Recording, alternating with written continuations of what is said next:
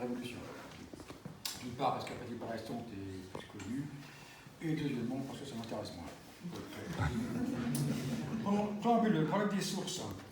Tous ces différents livres, c'est que d'une part, les archives de la commune ont été garées en grande partie en 1940, on espère toujours les trouver un jour, que les archives départementales ont été brûlées en 1944, qu'il n'y avait pas d'abbaye, donc même les inventaires des anciennes archives de la Manche, série H, il n'y a rien. Donc il n'y a pas grand-chose. Malgré ça, il y a quand même des renseignements. D'une part, par les archives notariales, qui montent pour s'appuyer jusqu'à 1624, si la mémoire est bonne. Les notes d'érudits prises avant 1944, entre autres les notes Humel, Gilles Gouverville, et des documents divers venant d'autres dépôts d'archives, archives nationales, archives de la marine ou chartriers locaux.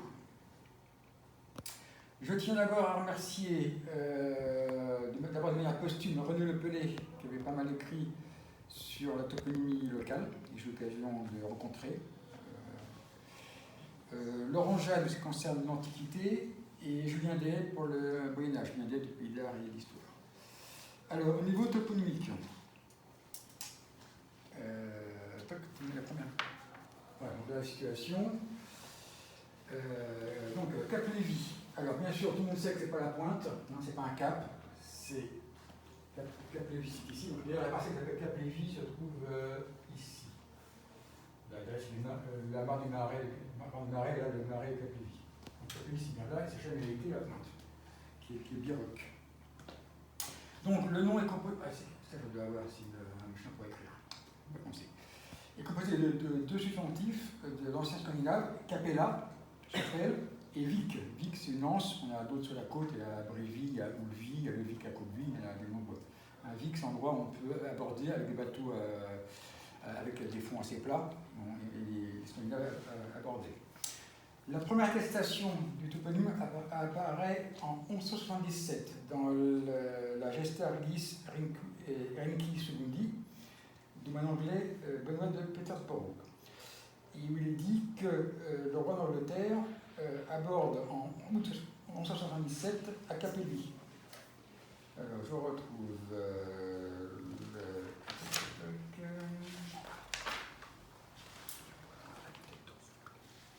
voilà, ici, donc, alors j'essaie de dire correctement, je vais faire Intera appropicente festo assumptionis beata Maria rex quinorum fecerat atud vintoniam ad mare se transfetulit et tarsiadi secunti silicet sedestim calendas septembris sero naves ascendis acud portesmuf et in crastino silicet quindecim calendas septembris ferga quinta applicuit in Normanium apud Capelvic et ferre omnes comites et barones et milites Angliae secuti sunt eum in Normaniam. En gros, donc le roi d'Angleterre qui embarque à Portsmouth et qui, le 18 août, aborde en Normandie à Cap-Lévis avec tous les comtes et barons. Donc c'est la première mention du mot Cap-Lévis. Alors ensuite, le terme a été modifié.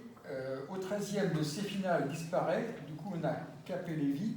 Et par proximité de la pointe, on a pensé que c'est le Cap-Lévis. Donc c'est le Vic de la Chapelle. Et il y a eu des fouilles de fête. Il y a maintenant des fouilles de fête il y a une vingtaine d'années pour trouver sur la position de René Le Pellet la fameuse chapelle, mais qui n'ont pas donné la réussite, on n'a pas trouvé les traces de la chapelle. Gilles Gouverville parle aussi de Cap-Lévis, avec la forme C-A-P-L-E-V-Y, mais c'est encore Capelvic, c'est encore Capelvic. Une mention antérieure en 1483 dans le grand routier de Pierregarde, qui lui écrit Caplois. Mais Caplois, c'est la même chose. On passe à 2. Oui, non, 2. Voilà. Hop. Voilà. Donc là, la case géologique, ça, ce sont des éléments modernes. Et donc, parce qu'aujourd'hui, derrière, les marais assez secs, parce qu'il y a la digue, le port, qui arrête l'eau. Mais à l'époque, il n'y avait pas cette digue. L'eau de mer avançait. Et tout ça, c'est une zone qui était envahie par la mer.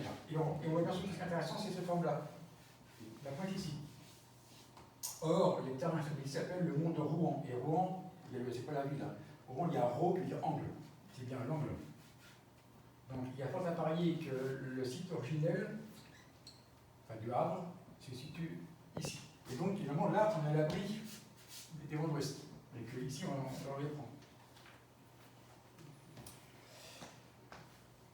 Alors, etc. Donc, dans la préhistoire, le site a été occupé parce qu'on trouve des sièges staliers à ce niveau-là, du néolithique. Donc, ça fait au moins 7 000 ans que le site a été occupé. Concernant l'Antiquité, alors Charles de Jarville, qui est un historien du 19e, écrit en 1829. Ce qui me frappa le plus, ce fut la grande quantité de débris de tuiles romaines qui sont encore dispersées sur la plage et au coin du hameau appelé Le Perret. Ce n'est pas ici le lieu donné de longs détails sur les découvertes. D'ailleurs, je n'ai encore que les premiers renseignements. J'espère pouvoir bientôt donner une plus grande description du vicus. Les écrits de Charles de Jarville indiquent des concentrations de briques romaines à proximité du Port-Lévis, dans un hameau nommé Le Perret, mais aussi dans le quartier du Blanc-Sablon, enfin le Plis-Sablon. Voilà. Alors, il mentionne aussi un pavé long de 63 pieds, large 21, un compartiment mi-partie de carreaux et de briques. Avec des extrémités, il y avait un four aussi de briques, dont la voûte écrasée, comme une grande partie tombée dans l'âtre. C'était, je crois, le pavé de l'habitation, dont le four faisait partie. Cette circonstance mérite d'être remarquée. A priori, ce serait dans ça par ici. Donc aujourd'hui, c'est pas mal battu par là. Donc le site, il y en a un, est sous les maisons. Et donc en 1997, il y a un sondage qui a été fait, je l'ai dit tout à l'heure. On a juste trouvé une surface de mortier de chaux d'1,50 m, mais par contre beaucoup de tuiles romaines dans les haies. Et d'ailleurs, quand on est sur le chemin qui va du Perret vers le Plis-Sablon, dans les murs, la route, il y a des morceaux de tuiles qui apparaissent, des morceaux rouges, il y en a partout. On m'a même ramassé. Deux alignements de blocs de granit et de grès, mais sans assurance sur l'époque de ces constructions. Ensuite, en 2001, des morceaux de tuiles, des sections de céramique à la romaine qu'on a trouvées. En 2013, lors de la construction d'un garage, découvert fortuite de nombreux fragments de tuiles, de déchets d'huîtres, des sections de céramique qui attestent l'occupation à l'époque gallo-romaine. Et donc, on a la carte suivante qui montre la 5. La 5. Voilà. L'implantation du vicus, ici. Donc, le port est là, et c'est cette zone-là sur laquelle il y a une implantation gallo-romaine. Donc tout près du Port-Lévis. Maintenant, rien ne prouve que le Havre était là, et le Plis-Sablon. C'est pas l'un ou l'autre. Donc, c'est la position ici. Passé l'époque gallo-romaine, il n'y a pas grand-chose. Alors, on a une mention éventuelle au XIe siècle. Le XIe siècle, c'est dans le douaire d'Adèle. C'est Richard III, l'oncle de Guillaume le Conquérant, qui constitue en douaire à son épouse Adèle en 1027. Alors, la citation, c'est Pagum qui disait tout ça, cum aquis et portumaris. Alors, le Pagum qui dit tout ça, c'est la serre. Le Pagus, c'est héritier des divisions du bas empire gallo-romain. Et le Pagus de Serre était limité par la Serre au sud et par la route Alona-Corgallo côté ouest. Donc, Pagum qui dit c'est toujours Sarne, cum aquis, c'est la Serre, et Portumaris. À Portumaris, il y a 3 hypothèses. 1, Barfleur, 2, Réville, 3, Flamanville. Barfleur, on peut l'écarter tout de suite parce que Barfleur en 2027, il n'y a rien, c'est pas Barfleur. L'hypothèse la plus sûre, d'après Julien Des, c'est plutôt Réville, parce que si on embouchure de la serre, donc comme le texte est lié à la serre, il se pourrait bien que c'est un port d'échouage à Réville, mais éventuellement ça peut être aussi Cap-Lévis. Donc là, il y a l'inconnu. La mention suivante, c'est celle de 1177, le roi d'Angleterre arrive, mais ça implique, d'une part, que l'endroit est connu, j'arrive là, que deux, il y a un endroit pour débarquer, alors pas un port comme on construit aujourd'hui, hein, mais un endroit pour débarquer, c'est une chose. Pour les conséquences, ça implique qu'il y a une voie qui arrive. Or, il y a suspicion d'un axe antique allant de Alona, droit au nord, vers Cap-Lévis. Quand on poursuit l'axe de la voie Cossédia, Coutances, Alona, en ligne droite, on arrive juste ici. De plus, il y a des mentions toponymiques au niveau de Sausmesnil, au niveau de Gonneville. Gonneville, on a les carrières, les charrières, typiques d'une voie. Et surtout, on a le tronçon de voie qui existe encore au-dessus de la Judée, l'achat des palmiers ici, là, ici, voilà. Donc il est possible qu'il y ait une voie qui arrive là, ce qui expliquerait que le roi débarque là, parce qu'il sait qu'il y a une route pour l'emmener au sud. Alors sans aller dire que la voie existait, comme un certain pseudo-historien, M. Ingouf, qui a écrit complètement ce qui était écrit avant, sans citer deux sources, que la voie romaine arrivait là, qu'il y avait trois fourches, que non, il y a une trace toponymique, il y a un tronçon de voie à la Judée, point barre. Le reste, il ne faut pas en tirer conséquence. La mention suivante date donc de 1483, c'est une description des côtes de toute la Normandie, mais en particulier donc, la zone de Cap-Lévis. Donc le grand routier pilotage, rédigé en 1483 par Pierre Gassier, Différende. Alors, le passage précédent, le Cap-Lévis. Alors, je ne vais pas tout lire. D'abord, je vais lire le texte d'origine, parce que c'était français du Moyen-Âge, et après la transcription. Alors, sache que la pointe de Caplois va bien hors, et par ce garde-toi de bien d'elle, il y a dehors, bord à bord, 5 brasses et 11 près de terre. Et plus loin, si tu départs de Caplois pour aller amont le long de terre, et il soit de jour pour toi garder des pointes jusqu'à Saint-Nicolas, si bouge du dit Caplois, dès ce que tu auras passé la pointe de Caplois. Transcrit, ça fait « Sache que la pointe de Cap-Lévis va bien plus au large, et se fait garde-toi bien d'elle. » On parle de la pointe de Viroc. Hein. En fait, il parle de ça. Il y a au large, bord à bord, 5 brasses. Une brasse, c'est 5 pieds, environ 1,60 m de fond, et 11 près de terre. Et plus loin, donc, si tu t'en vas de Cap-Lévis pour aller amont le long de terre, que ce soit de jour, pour te garder des pointes, alors différentes pointes de rochers sur la côte, jusqu'à Saint-Nicolas et vers Barfleur, si tu bouges du Cap-Lévis, dès que tu auras pointé la pointe de Cap-Lévis en amont, tu verras en terre au-dessus de Cherbourg une pointe de terre escarpée et plus haute, c'est-à-dire le roule. On note ici qu'il fait la différence entre Cap-Lévis et la pointe de Cap-Lévis. Donc Cap-Lévis parle bien de cet endroit-là. Donc ça, c'est la mention suivante, fin 15e. Ensuite, on a des aveux. Un aveu, c'est le seigneur qui avoue posséder ou avoir droit de différentes choses.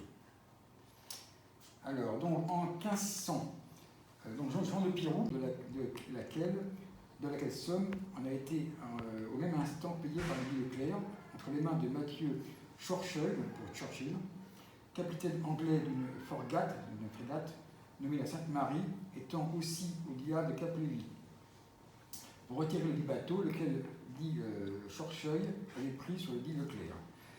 Et il se lui fait adjuger de reconnaître être en de bonnes prises, et pour laquelle somme le dit Churchill avait relâché et composé avec le dit Leclerc la somme de 900 livres, et le surplus de la dite somme de 1000 livres, montant à 100 livres, a été présentement payé au dit Leclerc, dont il est tenu content et a promis et s'est obligé par corps et bien garantir la présente vente. Donc c'est ça, il y a un bateau qui est pris par son adversaire, et du coup, il va vendre le bateau comme prise de guerre.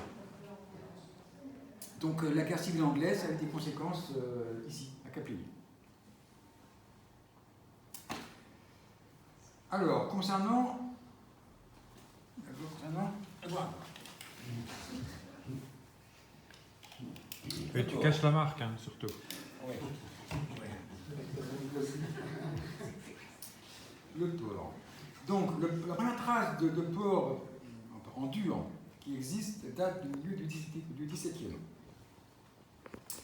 Donc, c'est Pierre David, dont je viens de parler, là, le meurtrier, qui fait, par exemple, une requête au roi Louis XIV à l'époque, demandant de faire construire à ses frais un havre au port de Caplivi, étant sur sa terre de Flamanville, et de le mettre en si bon état que les vaisseaux et les navires y puissent facilement entrer et soient hors de péril. Alors, y aura-t-il un lien avec l'échouage du bateau 20 ans après, 15 ans avant? C'est pas sûr, mais ça pourrait. Et il soit hors de péril. Et demandons au roi pour l'indemniser de ses frais et percevoir des droits sur les vaisseaux qui aborderont. Comme côté.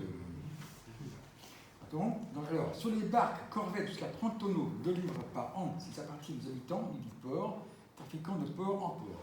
Sur tous les autres vaisseaux français entrant au port, soit légers ou pleins, qui séjourneront plus de 24 heures, un seul par tonneau. Et s'ils y chargent ou déchargent marchandises de France pour porter en France, 2 seuls par tonneau. S'ils y chargent pour pays étrangers ou déchargent marchandises étrangères, à raison de 2 seuls 6 deniers sur les navires étrangers, le double des Français. Donc, au niveau des monnaies, un seul c'est 12 deniers, une livre c'est 20 seuls. Le tonneau c'est 42 pieds cubes, en gros 1m44 cubes. Enfin, 1,44 cubes. Donc, je vous disais, est-il un lien avec le naufrage de 1541 il n'y a pas de preuve, mais on peut l'envisager. Alors, le Conseil d'État, par arrêt du 15 juin 1752, renvoie la requête devant le Bureau des Finances, qui, le 2 août, délègue M. de Manneville pour, en exécution de la tenure du dit arrêt, se transporter sur les lieux, appeler les officiers de l'amirauté de Barfleur, faire la description de la situation du port et havre de Caplivi, et informer sur la communauté ou incommunauté de l'établissement du dit port et havre. Alors, rien que ça prouve qu'il y a de l'activité économique sur place. On ne va pas faire une demande de construire une digue en dur s'il n'y a pas de passage. Mais les éléments précédents, depuis la fin du 15e, montrent qu'il y a quand même du passage, d'activité, et du mouvement, il y a des marchandises qui débarquent et qui embarquent. Donc, M. de Manneville s'acquitte de sa mention. Il rend compte à la séance du 14 août. Il était d'avis que, je cite, l'établissement du dit port serait très utile et avantageux au bien public et des contribuables aux tailles, commodité et sécurité de la navigation, et que s'il plaisait au roi d'accorder quelques tribus au sieur de Sorteville pour l'indemniser de ses dépens, il conviendrait d'en faire rapport et d'en pancarter sur les lieux pour les rendre notoires. Et les lettres patentes sont accordées en décembre 1754, autorisant la création du diable comme chose avantageuse pour se mettre à l'abri des pirates et des tempêtes, ainsi que pour le commerce. C'est dit en dedans, abri des pirates, abri des tempêtes et le commerce. En revanche, on n'a pas de traces, pour l'instant, concernant la construction de cette digue. Parce qu'en 1670, c'est-à-dire 15 ans après, il est dit que c'est une rade foraine, donc il n'y a pas de port en dur, où il y a bon mouillage de vent d'amont. Une rade foraine, c'est une rade mal fermée. Le bateau peut venir, sachant que, comme j'ai dit tout à l'heure, il est probable qu'à l'origine, on peut retourner sur la carte logique. Voilà. Donc là, ça, il est probable que l'origine de relief est ici. Ça, c'est déjà des allusions modernes. Donc on peut envisager qu'à l'origine, la partie qui est au nord du port actuel, par exemple du port actuel, était encore envahie par la mer à la marée haute. Donc, je passe la carte 7. Donc ça, c'est la carte de Mariette qui date de fin 17e. C'est la première carte qui est réaliste, il n'y a pas d'erreur. Autre celle de Tassin, celle de Tassin, numéro 26. Voilà, ça, les mains, c'est que le dessin de la côte est assez aléatoire. En plus, il manque des paroisses. Là, c'est la côte est de Coutances. C'est complètement tourné. On revient sur ces mariettes. Voilà, alors, voilà. Là, c'est déjà plus réaliste. Hein. Donc, par contre, il n'y a pas de trace de capellique ici. Il n'y a pas de trace, il y a le nom, mais c'est pas le dessin. C'est quelle date, ça? 789. Ah oui, d'accord. Pas qu'un haut. Excuse-moi, Hop. Et, alors, donc, la digue qu'on est construite est détruite par la mer. Alors, on sait qu'elle est détruite et on sait qu'elle existait grâce à un rapport de 1743. L'ingénieur Decaux indique à l'ouest de ce cap, donc en fait de la pointe, on trouve un petit port où entraient autrefois des fortes bacs qui étaient à l'abri d'une digue de pierre sèche faite par les seigneurs du lieu. Ça prouve bien que la digue a été réalisée. Lieu ne subsistant plus aujourd'hui, de moyens bateaux ont peine à s'y mettre à couvert. On peut pourtant mouiller devant avec assez de sûreté, le fond étant de sable. Donc, ça prouve bien que la digue était construite. Donc, après 1670, elle a été ensuite détruite par une tempête sans doute, mais le projet a abouti. On passe maintenant à la 8. Alors, sur cette carte de 18e, il y a quelque chose ici qui pourrait ressembler à la trace d'une digue, mais sous toute réserve, ici. Les deux pointes ici, ça peut laisser penser à une digue, oui. Et d'ailleurs, on a ça rentre bien dans les terres, là où maintenant, c'est le marécage, c'est le marais. Je vous la coupe ça. Et là, on va beaucoup plus loin. Ce qu'il faut prouver qu'avant la construction de la digue actuellement et puis du quai, que l'eau avançait plus loin. Mais si c'était pas une c'est quoi alors? Pardon? Pourquoi il y aurait ces traits alors? J'ai pas d'autre réponse, donc je vois comment c'est ça, mais ça peut être des rochers ailleurs, mais ça donne l'impression quand même que. Voilà. En plus de la date, ça correspondrait. Les cartes, c'est la date où la carte est éditée. Parfois, les mesures sur place, les dessins sur place sont antérieurs. Passe à la carte 9. Voilà, parce que là, on s'est à l'envers. Hein. Mais là, un peu après, les gens de carte, il n'y a plus. Par contre, on a toujours le creux ici. Le remplacement qui est bien plus important qu'aujourd'hui. Là, c'est le ruisseau qui se jette dans les marais actuellement. Et là, on revient celle d'avant. Là, les traces. Et celle-ci, il n'y a plus de traces. Ça pourrait insinuer que la jetée a été détruite entre-temps. Tout ça sous toute réserve. Maintenant, on passe à la 10. Donc, on passe à la carte de Cassini, classique, que tout le monde connaît. Voilà, bon, mais là, il n'y a rien, pas très visible. Hein. Point du port ici, et le vide qui est là, mais là, c'est pas. C'est ici, mais. Pas très net. Alors, ce qui est plus intéressant, c'est la suite. 4.11. Ça, c'est une carte qu'on trouve sur Gallica. Quand on tape Flamanville sur Gallica et carte, on trouve là-dessus tout de suite. Ce sont des plans il y a des zones de boisées en marais et en landes qu'on trouve pour tout le Cotentin. Donc là, on a une situation où il n'y a pas de digue, hein, ici.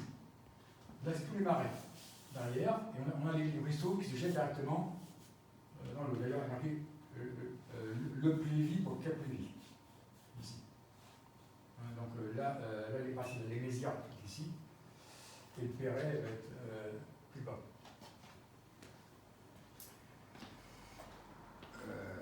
Et là, passer à 11, passer à 12. Voilà, là, alors, à peu près la même époque, la carte de Vauban, même chose. Là, il n'y a pas de port ici, il n'y a pas de digue ici. Là, la zone des marais. À noter aussi, là, c'est une zone différente. Ce qui pourrait être la trace de l'ancienne port, l'ancienne zone d'échouage pour les bateaux, ici. Qui correspond à ce que j'ai tout à l'heure. Voilà, donc, qui peu à peu a fait plus ensablé. Donc, on a fait tout à l'heure les Castel et Castio, ici, grand cassette, petite cassette, des castiaux, et là, quelque chose en cercle. Donc là, il y a eu sans doute une construction à une époque déterminée. Donc le monde Rouen, on peut dire Lampe, ici, et le Pérec qui est là. Ça c'est une route, ça. C'est la route ici. Mais là, par contre, évidemment, on n'a pas de route qui va ici, il n'y a pas de port. Donc il est probable que c'est par là ou par là. Donc là, normalement, le trait de côte revient à celle d'avant. Voilà. On a un trait de côte qui prend la forme d'une lance d'échouage. Hein. Les bateaux viennent de s'échouer sur la côte. Et d'ailleurs, ce sont des présalés. Présalés dont on trace d'une part dans un document de 1663 c'est le chantrier de Flamanville. On a uniquement l'inventaire qui date de 1720. On a l'inventaire des succincts du chantrier de Flamanville. Et dedans, il y a un document qui parle des présalés appartenant au seigneur Flamanville. Et les présalés, c'est ici. D'ailleurs, on voit bien que ça appartient au seigneur. Ça correspond bien. Voilà ça, donc le texte, c'est un autre contrat passé devant Jean-Lucas Tabellion en reconnaissance du 18e jour d'octobre 1663 par lequel Guillaume Auvray cédait au feu seigneur de Sotteville 2 champs de terre au secteur du Présalé. On trouve aussi également ces présalés dans un inventaire du domaine de 1675 que j'ai trouvé il y a quelques jours dans le chantier des Bélanville, où il y a également une question des présalés appartenant au seigneur, donc c'est la même chose. C'est la carte suivante. Voilà, donc là-dessus, j'ai surimposé le tracé de la carte précédente, ici, en rouge et en bleu, et en vert, ça c'est la carte précédente, avec le cadastre napoléonien. Donc, le cadastre napoléonien intègre le port, sa pénétration, et là le tracé sur le port. Donc on voit que le port a été construit sur la mer. Et donc la zone initiale du port essentiel serait ici. Alors, en bleu, c'est le ruisseau qu'on trouve sur la carte précédente.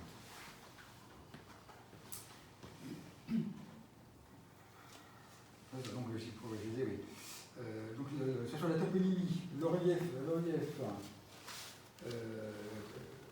et le monde Rouen, tout porte à penser que l'emprise initiale était par ici, en port d'échouage. Voilà, puis donc pour finir, donc en 1785, il y a le port qui est bâti par la compagnie Boulabert, avec un jeté et un quai à la sèche, et qui ensuite sera détruit par une tempête en 1806, et au 19e, construction d'un nouveau port dans les années 1860. Donc voilà, je crois que j'ai fait le tour. S'il y a des questions. Tu peux nous parler de ta découverte Attends. Tu vas nous en parler? Le groupe de maisons au nord du Port-Lévis, là, c'est quoi? Là, ça date de Non, pas celle-là plus bas. ça, Juste, oui, là.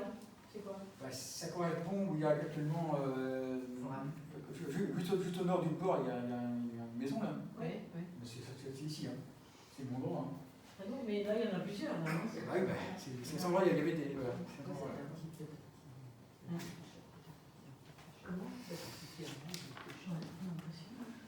Donc voilà, j'ai fait le tour de l'affaire. Je m'arrête là. Au niveau historique, je ne vais pas aller plus loin. Alors, au niveau des sources, il y a une source importante. Donc, Charles de Jarville, l'antiquaire du 19e. Donc, Gestaris Ferenci Segundi, donc le moyen anglais, Bethon de Petersburg, donc les gestes du roi Henri II. Le doigt d'Adèle de 2027.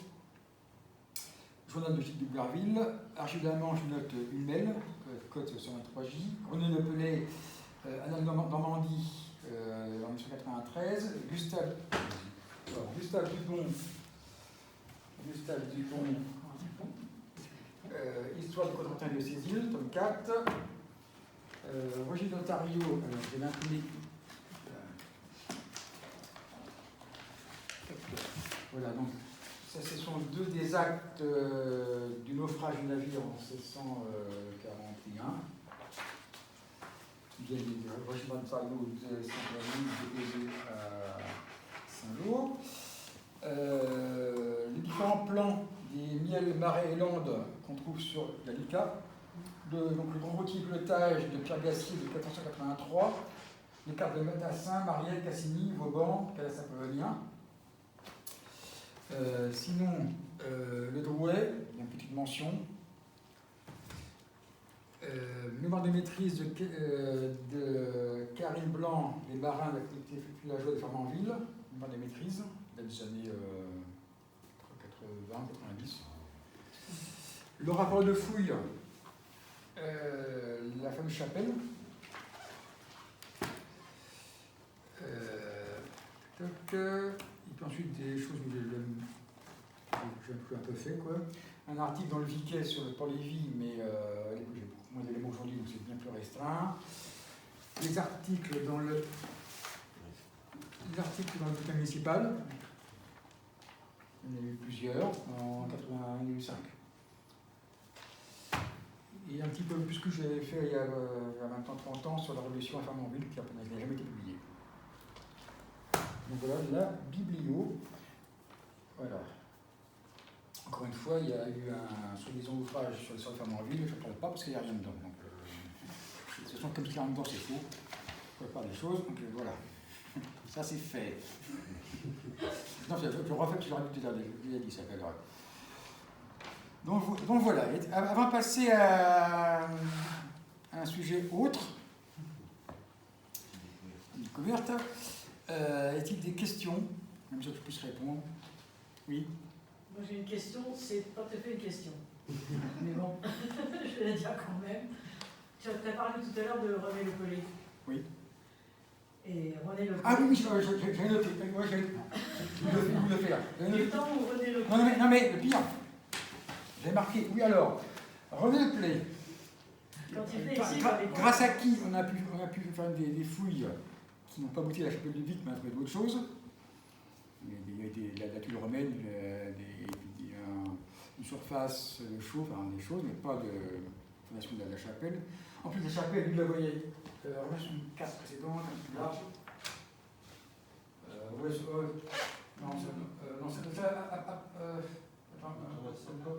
Ça vient là. La chapelle par ici, on a les Saint-Vert, il y avait ici. Mais on peut aussi envisager là, parce que là, c'est visible. Donc là ou ici. Comme en plus, on a le Castel, ça peut être les trois.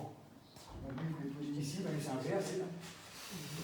Alors, du gallo-romain, on a trouvé là, du romain, on les avait. Hein. Mais ça peut être aussi là, au là-haut, ça peut. Donc René Le Pelé avait proposé à l'époque, dans les années. Comment ça les années 90 Ah oui, oui. Hein, Pardon. C'était dans les années 90 qu'il avait proposé ça, René Le Pelé. Quand M. Le Pelé venait ici, oui. Dans les années 90, qu'on mette une plaque. Il nous avait émis un souhait. Au port. Enfin, ça pose une plaque. Ici, en 1977, Henri II, roi d'Angleterre, a débarqué. Donc, me faisant prendre-parole de René Le Pelé, je sollicite la commune s'il y a moyen de faire quelque chose dans ce sens. Au port, une petite plaque commémorant l'événement. Il y en a une jolie au viaduc, pareil, ce serait pas voilà, ce serait, voilà.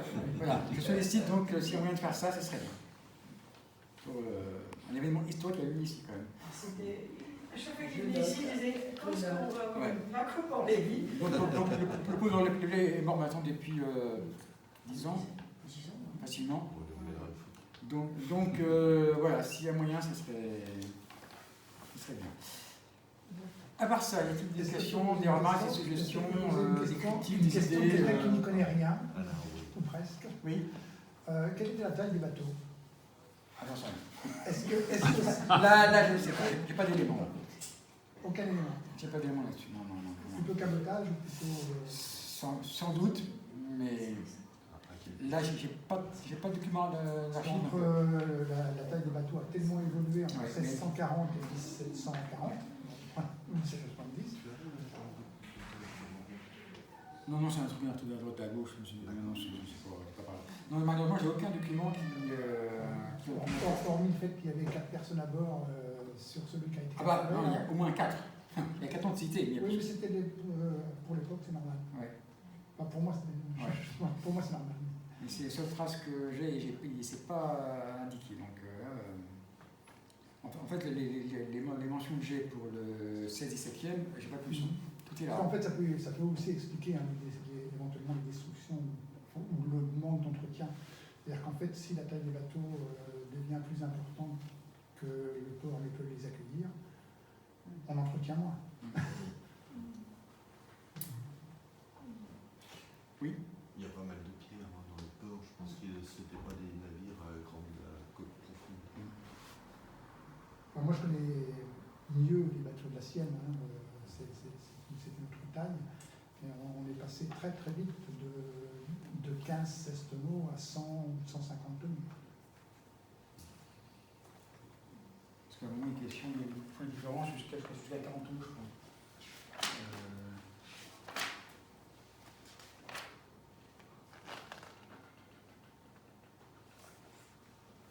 On voit, il y a un distinguo entre plus ou moins de...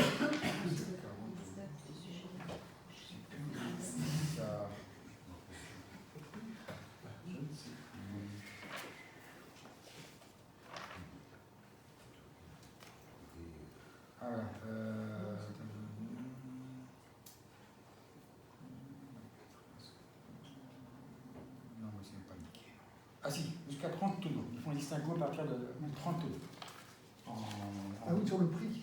Oui, donc ça implique qu'il y en a qui font plus de Ça veut dire qu'il y en a qui font plus de 30 tonnes. Oui, en 1654. Mais c'est la seule mention, il n'y a que ça. Il n'y a que ça. D'autres... oui. Pensez-vous que le mot Castio, ou Catio, parce Oui. qu'ici on dit les Catio, Oui. soit le diminutif de Castel? C'est la même origine, tout ça. Oui. C'est la même origine, c'est Il y pareil. avait des constructions dans ces zones. A priori, oui. Mais comme j'ai dit tout à l'heure, dès qu'à l'époque, Donc sur le chemin de la Hésette, il y a une maison qu'on appelait autrefois, quand j'étais enfant, le Caté. Donc c'est dans cette zone. Et le chemin actuellement appelé chemin du Marais, qui part de la Bordette pour aller dans cette zone du Marais de Cap-Lévy, c'est toujours appelé pour moi le chemin des Catios. c'est tout ce secteur-là, oui. Donc le Castel, Catio, c'est la même source, c'est la même chose. Mais donc oui, il y a eu des constructions, mais à quelle époque On allait chercher du beurre, là il y avait un fermier gallien, c'était le petit caté, c'est ça, le grand caté? Le petit caté, j'ai entendu le petit caté, oui. Oui, on allait chercher du beurre au petit caté, donc ça correspondait à une maison, c'était une ferme, bien sûr, c'était devenu une ferme.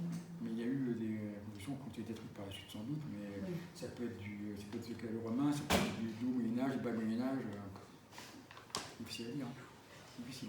Mais comme vous parliez aussi du tonnage donc, des navires qui arrivaient, il devait quand même avoir une certaine importance si on pense qu'il y avait réellement une voie romaine qui allait jusqu'à... Alors, il y a deux choses. Donc voilà, est-ce il y a deux choses. qu'il y avait des échanges Il y a deux choses. Il y a la voie romaine. S'il y avait... donc c'est Il semblerait bien qu'il y ait eu, mais bon, ça, la voie romaine, c'est l'entité tardive. Le commerce, là, on est quand même 1000 ans après. Donc, bien sûr, c'est beaucoup. Voilà. Cette voie, combien de temps elle a fonctionné après, c'est un grand mystère. Parce que les cartes les plus précises, les cartes précises, les premières qui arrivent, c'est du 18e. Oui, bien sûr. Fin 17e, encore fin 17e, mais c'est un peu moins précis. Mais entre deux, il n'y a rien. Donc il y a un laps de temps énorme. Mais en tout cas, il y a une activité sur place. Une activité commerciale, d'échange. Il continue, quoi. Il continue. Ah oui, parce que la première mention du port réellement sûr, c'est celle du 12e. Parce que la mention du doigt d'Adèle, c'est pas certain que ce soit ici, mais au moins le 12e. Mais déjà faire le lien entre l'époque gallo et le 12e, il y a déjà quand même 7 siècles. Beaucoup. Mais de toute façon, c'est simple, une chose est sûre, si les gens abordent au 12e siècle, c'est qu'il y a une voie pour partir. On peut arriver dans une campagne, ça c'est certain. Mais il est probable que la voie romaine ait continué à servir au 12e, ça se trouve un peu partout, ça c'est pas de souci. Donc voie romaine plausible, mais pas assurée tant que. Enfin, on ne peut pas assurer. Mais fort plausible. Fort plausible. Donc, en plus, il y a un vicus, hein, il y a un gros village de l'époque romaine, hein, donc il était là. Et les Romains, souvent, les voies, c'est de cité en cité ou vers le vicus secondaire, donc c'est probable que le voie soit arrivé par là.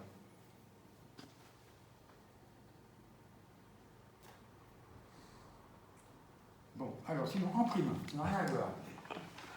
Certains le connaissent déjà. Dans le chantier de Bélanville que j'ai photographié et commencé à inventorier, j'ai trouvé un document avec une signature qui est un peu connue, Gilles de Gouberville. Donc ce document, daté du 22 novembre 1550, où Gilles de Gouberville est à Montaigu, rue de Venise, pour des fiefs, et qu'on regarde son journal, même jour, même endroit. Et la signature, c'est la même. Donc voilà. Donc ça a commencé à faire un peu le tour des réseaux, comme on dit. C'est devenu une star, là, c'est ça. Voilà. Donc voilà. Voilà le... Et voilà, c'est tout. Voilà. Sèche, et qui ensuite sera détruite par une tempête en 1806, et au 19e, construction d'un nouveau port dans les années 1860. Donc voilà, je crois que j'ai fait le tour. S'il y a des questions. Tu peux nous parler de ta découverte Attends. Tu vas nous en parler? Le groupe de maisons au nord du Port-Lévis, là, c'est quoi? Là, ça date de Là, on passe là plus bas. ça, Juste, oui, là. C'est quoi? ça correspond où il y a actuellement, juste au nord du port, il y a une maison là. Oui, oui. Mais c'est ici, hein. C'est mon endroit. Hein. Ah non, mais là, il y en a plusieurs. Là, non? Oui, c'est cet endroit, il y avait des. Voilà. Comment? Donc voilà, j'ai fait le tour de l'affaire. Je m'arrête là. Au niveau historique, je ne vais pas aller plus loin. Alors, au niveau des sources, il y a une source importante. Donc, Charles de Jarville, l'antiquaire du 19e. Donc, Gestaris Erinci Segundi, donc en anglais, Bethon de Petersburg, donc les gestes du roi Henri II. Le doigt d'Adèle de 2027. Journal de Gilles de Gouberville, Argile-Amand, je note Humel, code 123J, René Lepelay, Annales Normandie, en 1993, Gustave Dupont, Histoire du Cotentin de Cécile, tome 4, Roger d'Ontario, j'ai l'imprimé. Voilà, donc. Ça, ce sont deux des actes du naufrage du navire en 1641. Qui viennent du régiment de Saint-Lô de Saint-Denis, déposé à Saint-Lô. Les différents plans des miels, marais et landes qu'on trouve sur la Lica.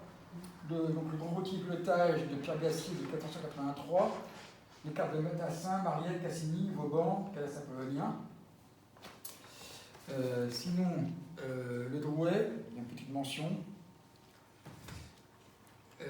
Mémoire de maîtrise de Karine Blanc, les marins de l'activité villageoise de Fernandville. Mémoire de maîtrise, date des années 80-90. Le rapport de fouille, la fameuse chapelle. Et puis ensuite des choses que j'ai un peu fait, quoi. Un article dans le Viquet sur le Port-Lévis, mais j'ai beaucoup moins d'éléments aujourd'hui, donc c'est bien plus restreint. Des articles dans le bulletin municipal. Il y en a eu plusieurs, en 85. Et un petit peu plus que j'avais fait il y a 20 ans, 30 ans sur la Révolution à Fernandville, qui n'a jamais été publiée. Donc voilà, la biblio. Voilà. Encore une fois, il y a eu un soi-disant ouvrage sur l'histoire de Fernandville, je ne parle pas parce qu'il n'y a rien dedans. Donc, de toute façon, comme ce qu'il y a dedans, c'est faux. Je ne parle pas des choses, donc voilà. Ça, c'est fait. Non, je refais parce que j'aurais dû déjà dit ça. Donc voilà. Avant de passer à un sujet autre, une découverte. Est-il des questions? Même si je puisse répondre. Oui. Moi j'ai une question, c'est pas tout à fait une question. Mais bon, je vais la dire quand même. Tu as parlé tout à l'heure de René Le Pelé. Oui. Et René Le Pelé. Ah oui, j'ai noté. Moi, j'ai le faire. Du temps où René Le Pelé. Non, mais le pire. J'ai marqué. Oui, alors. René Le Pelé. Quand il venait ici, il avait quoi? Grâce à qui on a pu faire des fouilles qui n'ont pas abouti à la chapelle de Vic, mais à trouver d'autres choses. Il y a la tuile romaine,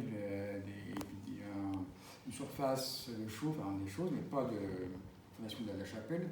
En plus, la chapelle, vous la voyez, on est sur une case précédente, un peu plus large.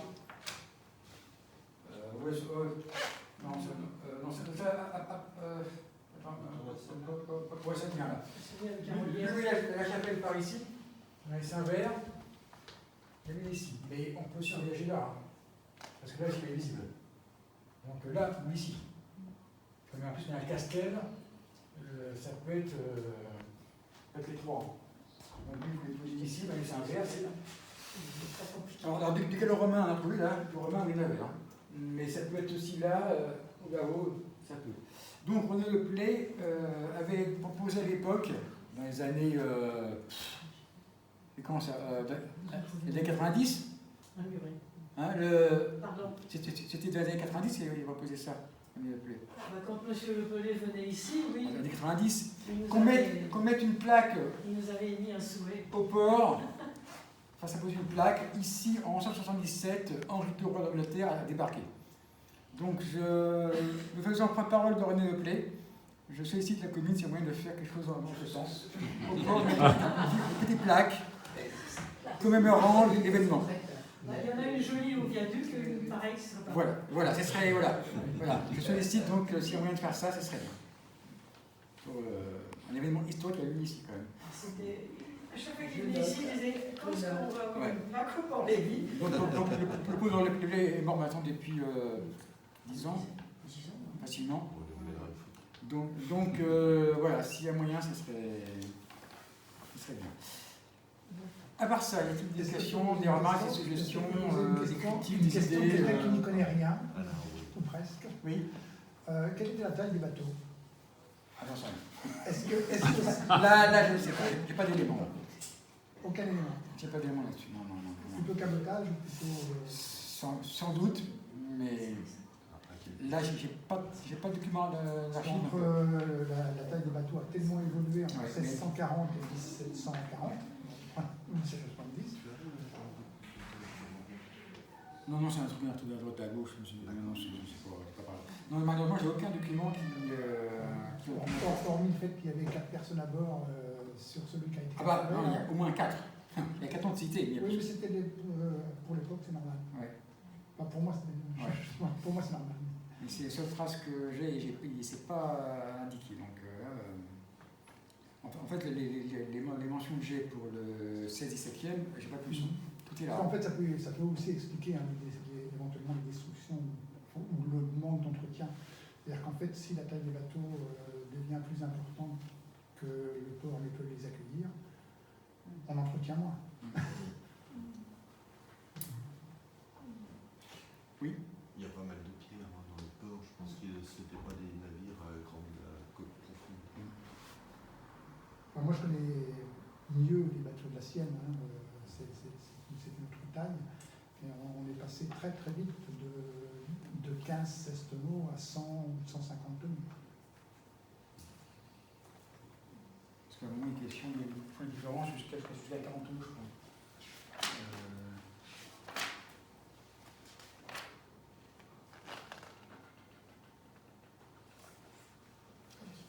Il y a un distinguo entre plus ou moins de...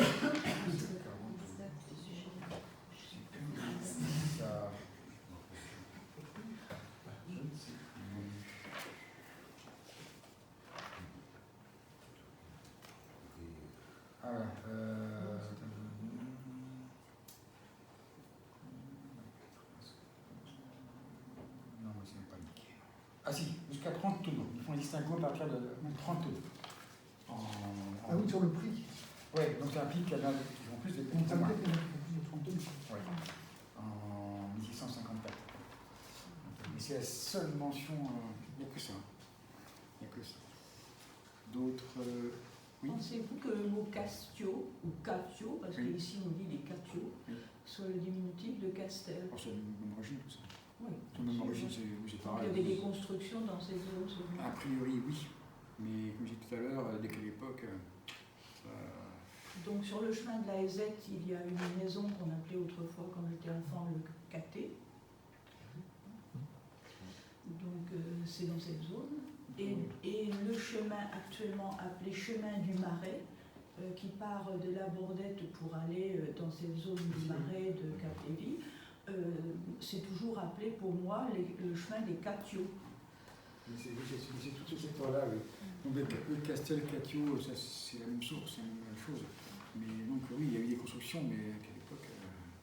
On allait chercher du beurre, là il y avait un fermier gallien, c'était le petit Caté, c'est ça, ou le grand Caté? Le petit Caté, Ouais, j'ai entendu le petit Caté, oui. Oui, on allait chercher du beurre au petit Caté, donc ça correspondait à une maison, c'était une ferme, bien sûr, c'était devenu une ferme.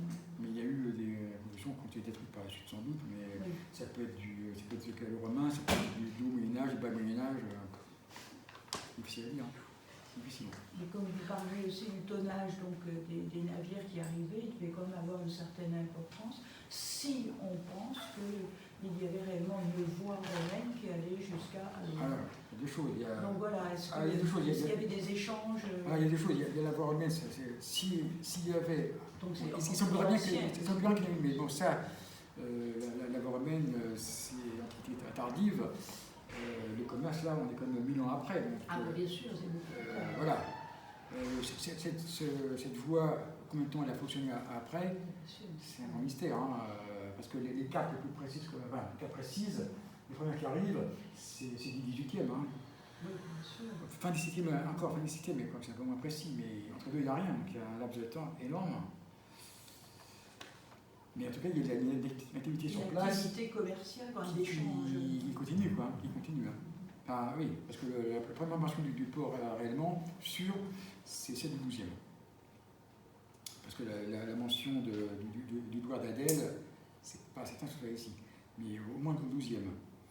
Mais déjà faire le lien entre l'époque gallo et le 12e, il y a déjà quand même 7 siècles. Hein.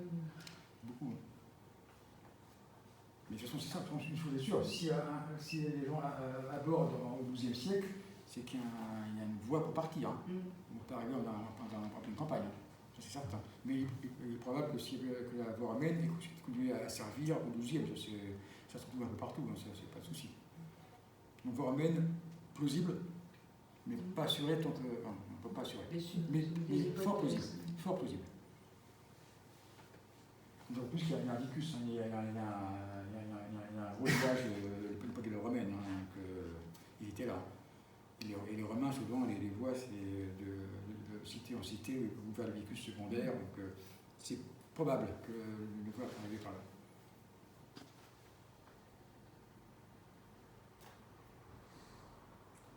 Bon, alors sinon, en prime, ça n'a rien à voir.